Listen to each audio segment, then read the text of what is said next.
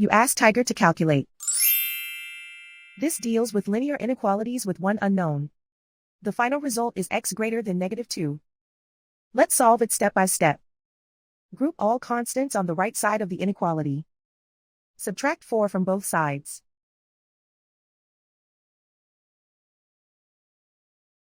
Simplify the arithmetic.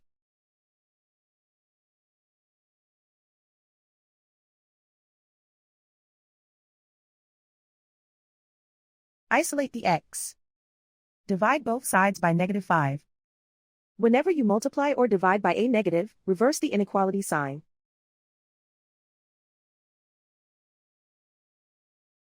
Cancel out the negatives.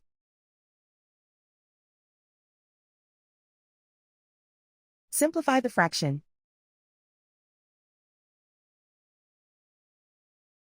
Move the negative sign from the denominator to the numerator.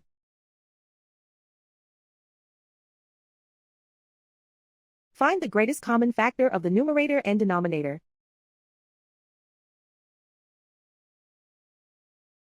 Factor out and cancel the greatest common factor.